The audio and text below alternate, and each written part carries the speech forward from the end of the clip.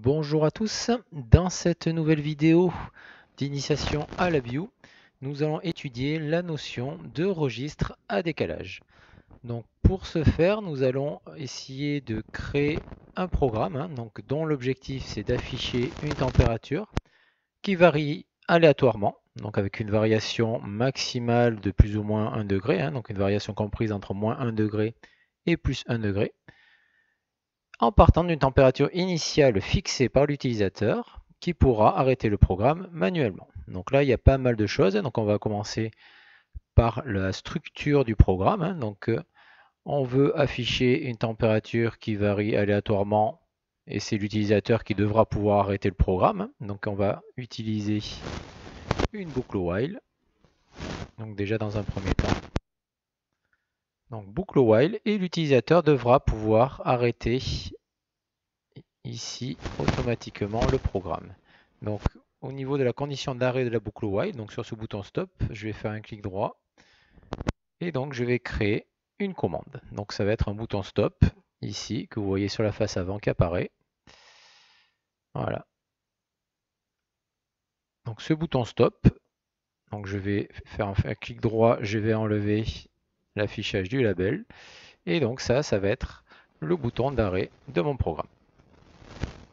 Donc l'objectif, ça va être d'afficher une température en partant d'une température initiale fixée par l'utilisateur.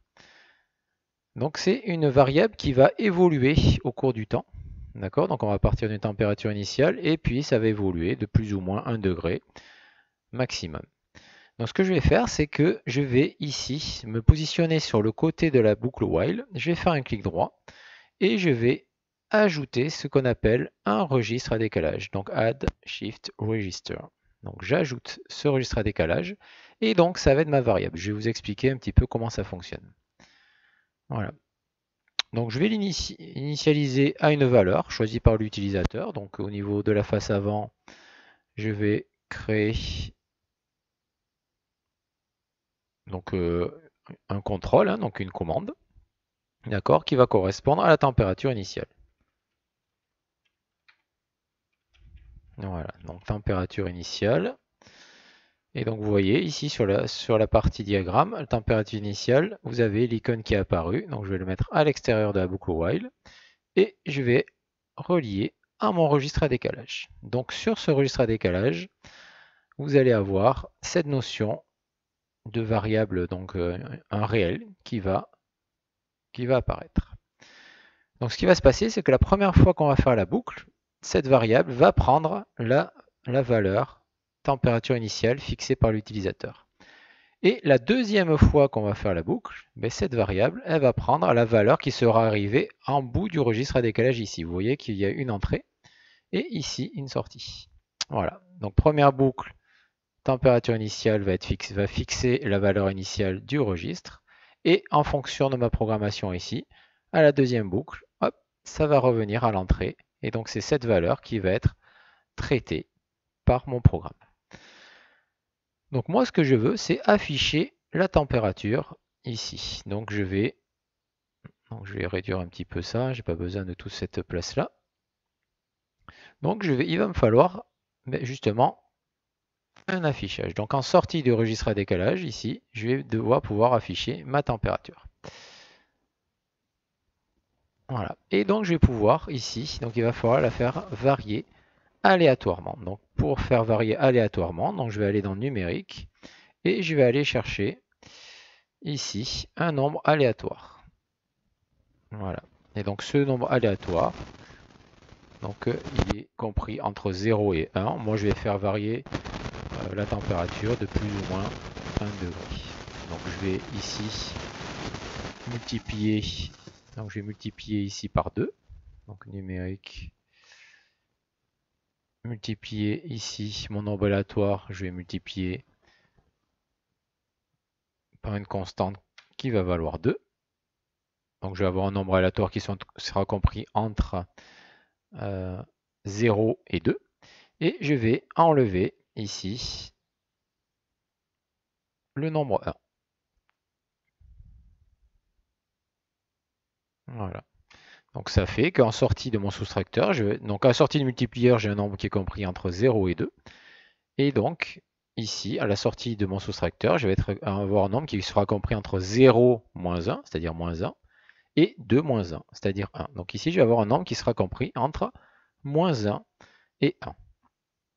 Voilà. Et donc ma température, je vais l'ajouter ici à cette variable aléatoire qui va être ici. Donc je vais rajouter ici add ma variation température aléatoire ici avec ma température initiale ici. Voilà. Et donc, ce nombre en sortie, donc par exemple, je vais avoir une variation de 0,5 degrés, donc une température initiale de 20 degrés. Donc je vais être à 20,5 degrés. Et donc ce 20,5 degrés, je vais l'envoyer sur la sortie de mon registre à décalage. Voilà. Et donc ce 20,5 à la deuxième boucle, il va être pris en compte à ce niveau-là. Voilà. Donc je vais temporiser ma boucle. Donc je vais faire une temporisation ici, donc wait en millisecondes. Donc par exemple, une temporisation de 1000 millisecondes, c'est-à-dire une seconde, avant de réeffectuer ma boucle. Et donc je vais afficher ma température, donc ici, au niveau de la boucle, je vais ici créer un indicateur. Voilà, donc ça va être la température instantanée. Donc ça va être ma température ici. Voilà, donc là, vous voyez, j'ai au niveau de la face avant la partie commande qui est apparue, donc je vais pouvoir la remplacer ici. Donc je sélectionne. Et donc je vais remplacer par quelque chose d'un peu plus sympa. Hein. Donc je vais remplacer par voilà, l'affichage sous forme de thermomètre ici. Voilà.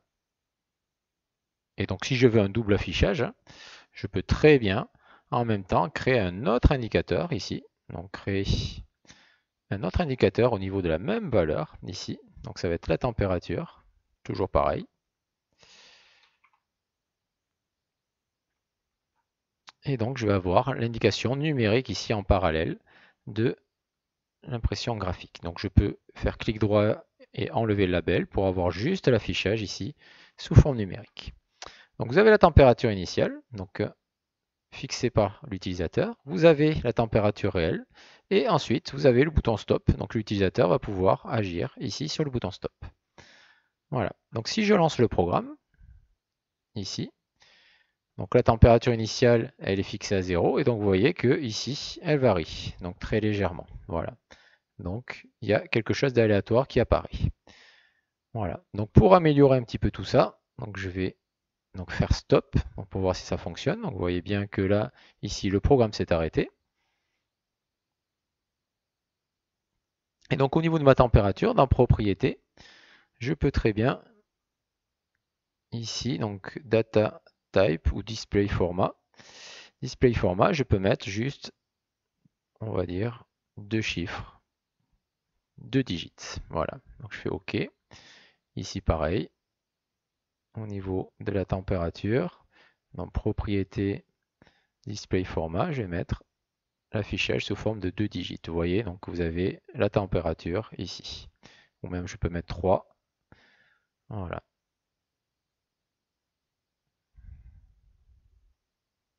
Donc il va y avoir 3 chiffres. Voilà, donc si je relance le programme, vous voyez, donc là, une température initiale était de 0. Et donc vous avez une température ici qui est incrémentée toutes les secondes. Donc là, l'idée, c'est d'avoir une température initiale fixée par l'utilisateur. Donc je vais mettre, par exemple, 20 degrés Celsius.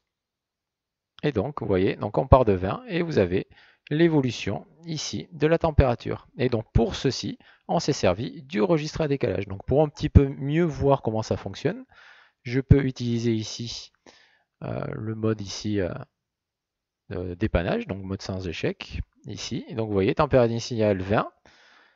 Elle est incrémentée, on en rajoute 0,34, on a 20,34. Et donc à la deuxième boucle, c'est le 20,34 qui va venir ici à l'entrée du registre. Donc voici le principe du registre à décalage. Donc vous voyez, 19,84, on passe à 20,76, et donc le 20,76 à la boucle d'après, il apparaît. Voilà, donc pour ce programme-là, donc c'est quand même assez simple, mais il faut savoir un petit peu comment ça fonctionne ici. Et donc ici, au niveau de l'affichage de la température. Je peux très bien mettre un affichage par exemple entre 25 ici et 15. Donc là je peux agir directement sur l'échelle entre 15 et 25. Et donc vous voyez j'ai la petite variation de température, c'est quand même pas, donc je peux même mettre entre 18 et 22. Donc on va voir un petit peu mieux le niveau qui évolue. Voilà. Merci de m'avoir écouté. Donc à très bientôt dans une prochaine vidéo. Nous allons voir comment est-ce qu'on peut afficher cette température sur un graphe déroulant. Merci à tous et à très bientôt.